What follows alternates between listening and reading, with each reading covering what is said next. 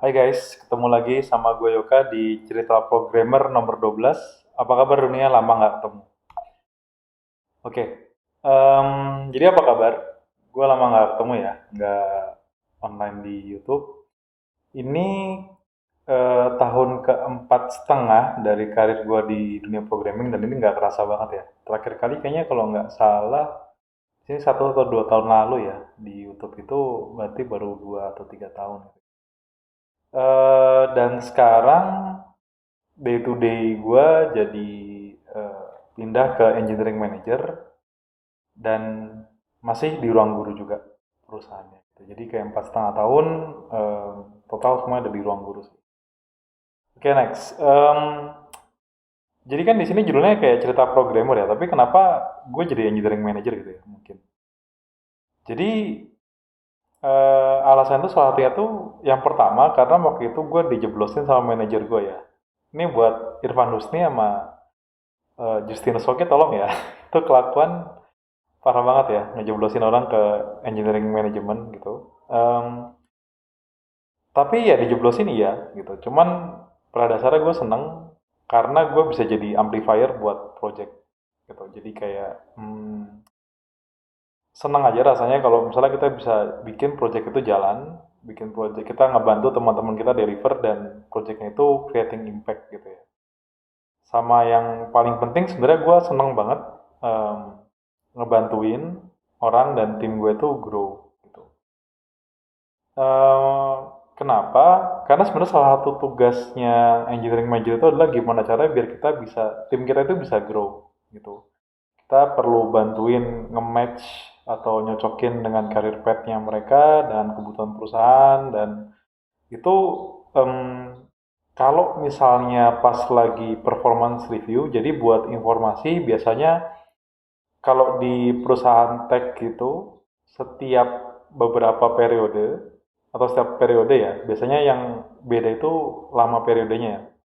Rata-rata mungkin sekitar 6 bulan. Jadi kayak setahun 2 kali ada performance review dan biasanya di performance review itu nanti akan ada self review juga, ada peer review, ada supervisor review. Jadi kayak 360 derajat ya. Itu yang bikin gua happy itu adalah ketika ada review dari peers gitu. eh, atau direct report itu bilang kalau gue banyak kebantu nih sama Yoka nih. Jadi itu bikin gue happy banget ya dan itu kayak apa ya susah untuk digantikan gitu loh pengalaman. Yang keempat kenapa juga engineering manager karena gue bisa belajar banyak hal ya. Jadi kalau biasanya jadi individual contributor terutama kalau di Indonesia ya rata-rata kita akan fokus ke satu bidang ya bidang ya kayak tadinya misalnya front end nih front end itu dia akan bisa fokus ke front end aja atau back end ke back end aja gitu atau data ke data aja tapi dengan jadi engineering manager itu gue jadi dituntut untuk belajar banyak hal sih dan itu seru ya.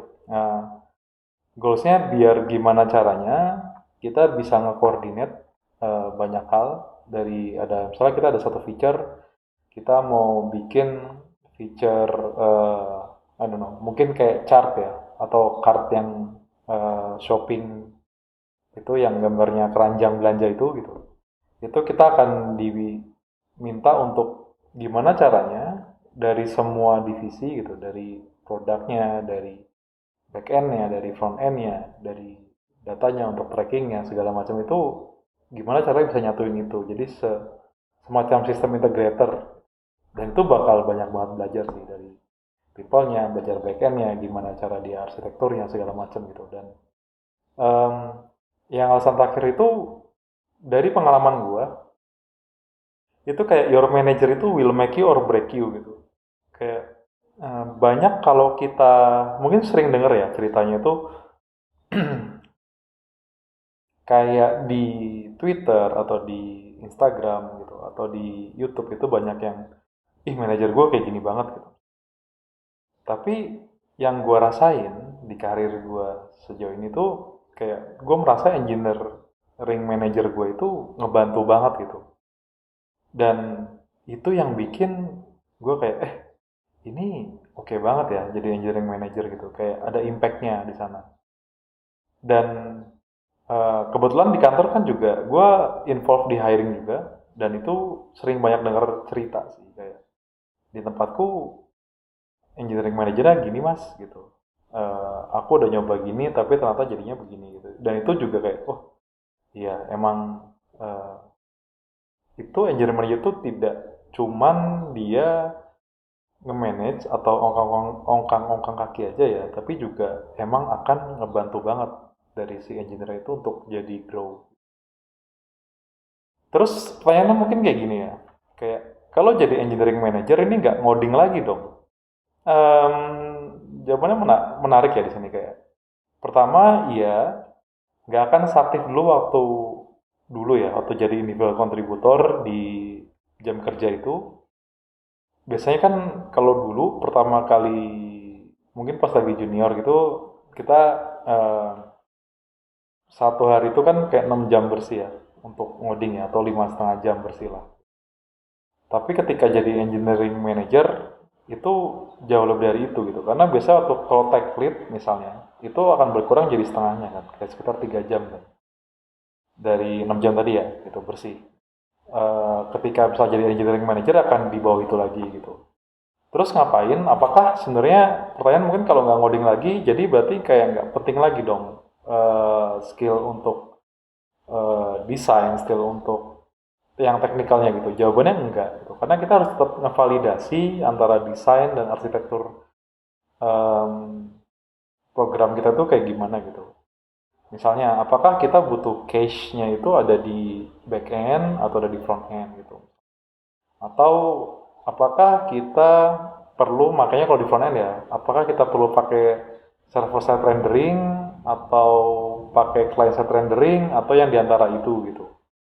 Juga kita juga perlu ngecek sesekali itu kayak merge atau pull request-nya itu kayak gimana sih di sana gitu. Apakah dari tim kita itu udah menuhin constraint enggak gitu. Apa batasan yang kita atau convention yang udah kita tetapin gitu. Dan sebenarnya di luar jam kerja pun gue juga mesti ngoding ya. Mainly kayak buat belajar sama personal project gitu. Karena kayak yang gue bilang sebelumnya, pernah bilang nggak ya? Mungkin pernah bilang ya gitu. Kayak ngoding itu jadi passion gue gitu. Jadi yang sesuatu yang gue senengin. Jadi kayak yang hal-hal ngoding itu malah justru tetap ada gitu sih di luar jam kerja ya. Tapi kenapa balik lagi ke YouTube? Ini mungkin pertanyaan menarik juga gitu. Kayak kemarin-kemarin itu lagi puyeng banget ya. Karena kemarin kan ada transisi karir juga, terus ada kerjaan juga gitu, dan eh, itu banyak banget yang terjadi di real life-nya juga gitu, di private life-nya gitu. Dan yang menarik alasannya itu adalah ternyata ada aja yang nonton channel ini ya, padahal udah nggak diisi banyak gitu, dan even malah jumlahnya bertambah terus, kayak rata-rata hariannya itu bertambah terus. Dan ini eh, indikasi itu ada yang ini ngerasa, gue ngerasa gitu, dari orang-orang yang itu mereka ngerasa kebantu sama channel ini gitu. Ya nggak banyak ya jumlahnya, tapi cukup. eh, Kalau misalnya kita bisa bantu orang walaupun sedikit jumlah orangnya, kenapa enggak kan? Dan em, di samping itu juga kayak yang gue bilang di awal, gue pengen coba untuk bikin dunia programming ini jadi lebih baik ya. Kayak ngasih tahu satu, kalau oke, mungkin em, kita bisa transisi ke sini kayak yang dulu itu pernah dibahas ya dulu. Tapi juga yang gue sadari adalah si dunia programming ini sebenarnya kayak rawan burnout dan abusive ya. Jadi mungkin tidak semuanya tidak bermasuk buruk ya. Lebih untuk kayak gimana cara kita survive, gimana caranya kita creating impact buat visi misi yang mau kita tuju gitu.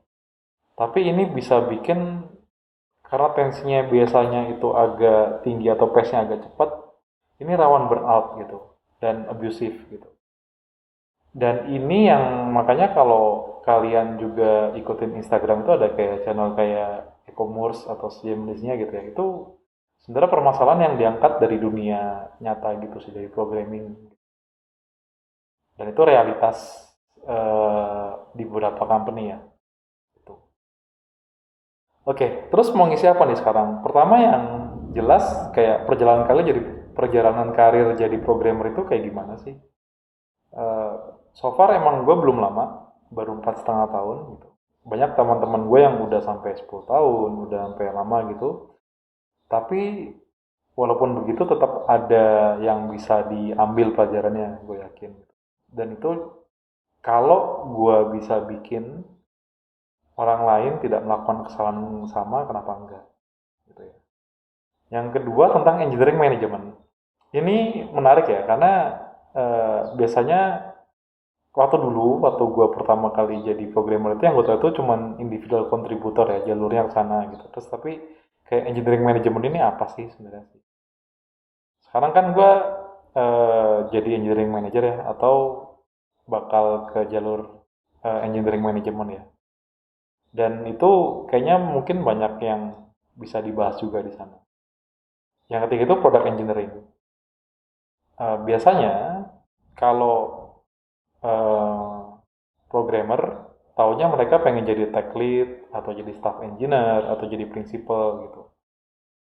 Yang biasanya atau yang keren-keren tuh kayak di infrastruktur dan sejenisnya. Cuman sebenarnya ada loh bidang yang seru juga itu product engineering. Ini yang waktu itu em, dari gua itu waktu itu dijeblosin sama Irfan Husni tadi ke product engineering gitu.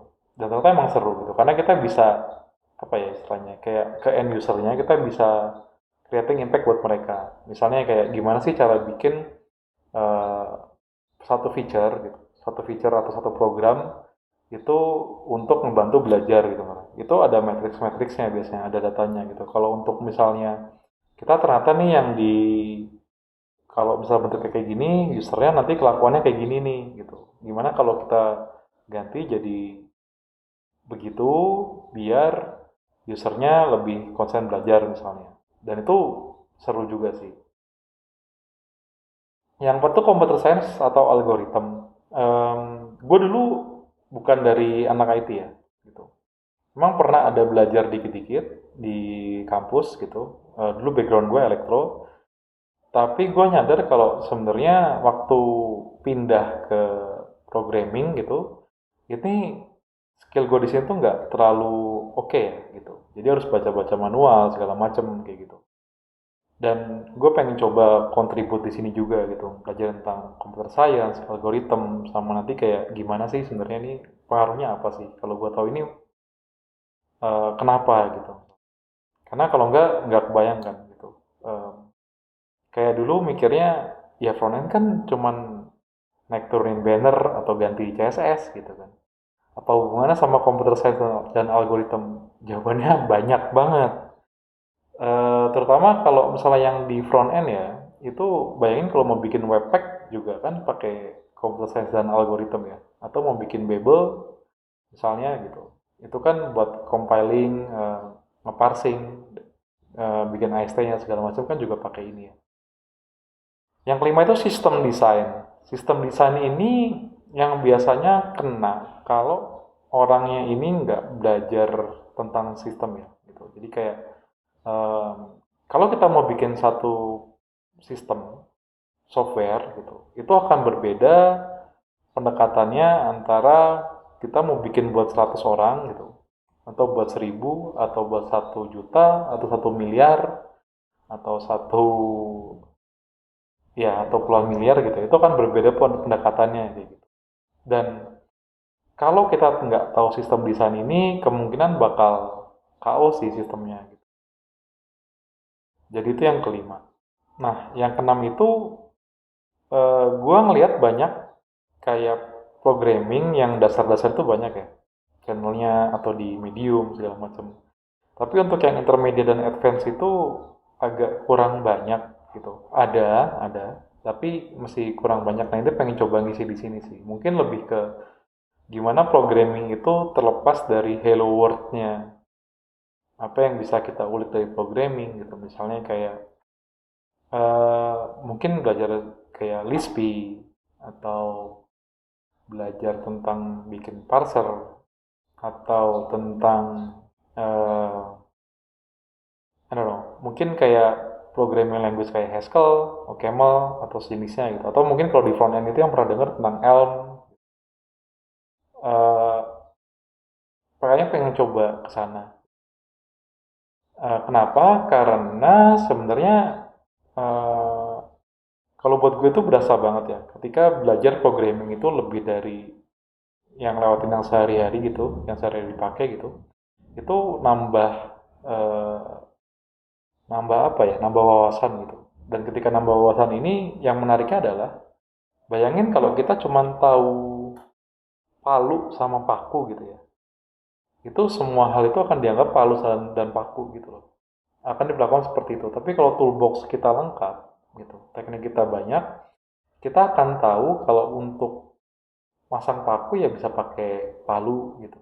Kalau untuk ngencengin baut ya bisa pakai obeng dan lain sebagainya ya.